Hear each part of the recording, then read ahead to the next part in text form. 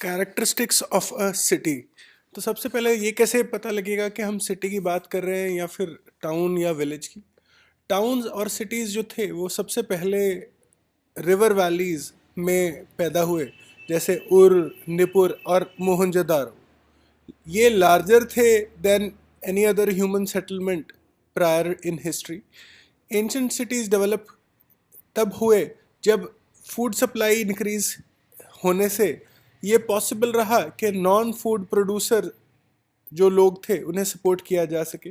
City political power, administrative power, trade और industry, religious institution और intellectual activity के centre थे, जहाँ इस तरह के कई सोशल ग्रुप्स यानी समाज बसते थे, आर्टिसंस, मर्चेंट्स और प्रीस्ट के साथ।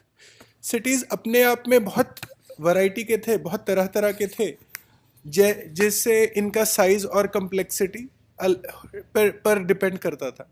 डेंसली पॉपुलेटेड थे, कई मॉडर्न डे मेट्रोपॉलिटन्स की तरह, which combine political and economic functions for the entire region, support very large population। cities इस तरह के भी थे और smaller urban centers भी थे जिनका फंक्शन थोड़ा ज़्यादा लिमिटेड था।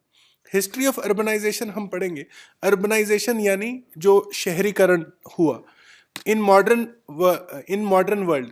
we will look in some details at two modern cities।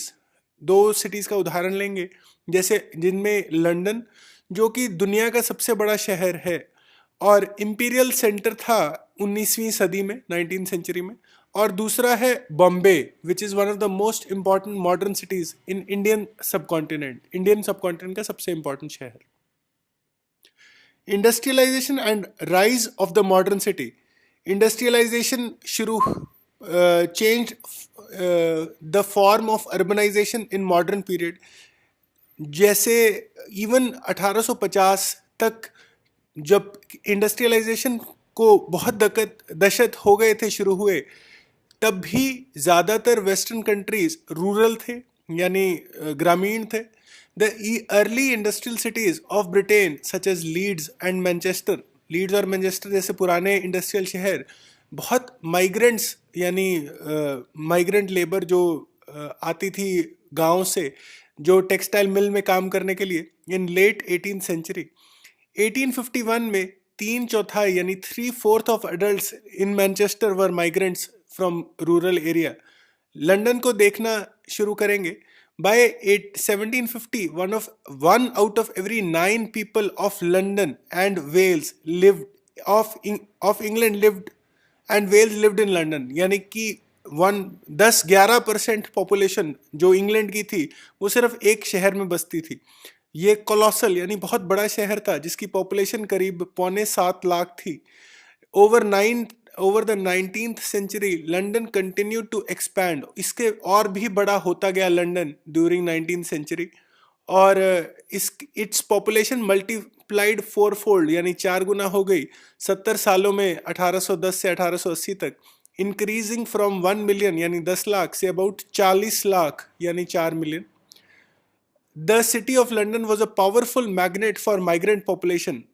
यहाँ पे खींचे चले आते थे माइग्रेंट्स, इवन दो इसमें ज़्यादा फैक्ट्रीज नहीं थी। 19th सेंचुरी लंदन, जो हिस्टोरियन गैरेथ स्टेडमैन जोन्स हैं वो कहते हैं, एक शहर था जहाँ क्लर्क, शॉपकीपर और small masters of skilled artisans of growing number of semi-skilled and sweated out workers, of soldiers, servants, of casual labor, street sellers and beggars थे।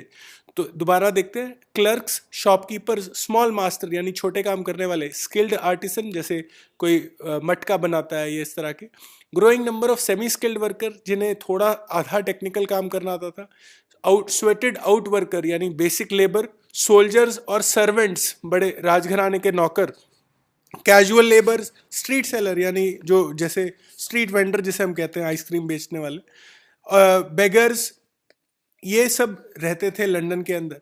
Apart from London's dockyard 5 major types of industries थी। 5 major, clothing यानी कपड़ा, footwear जूते, लकड़ी furniture, metal and engineering यानी लोहे और engineering यानी टूल्स या मशीनें बनाने का काम, प्रिंटिंग एंड स्टेशनरी का भी काम यहाँ होता था, प्रिसीजन प्रोडक्ट्स यानी बिल्कुल एक्यूरेट, जैसे डायमंड या ज्वेलरी, सर्जिकल इंस्ट्रूमेंट्स यानी मेडिकल के अंदर काम करने वाले, watches, objects of precious metals, ये उदाहरण है प्रिसीजन प्रोडक्ट्स का, बनते थे यहाँ पे।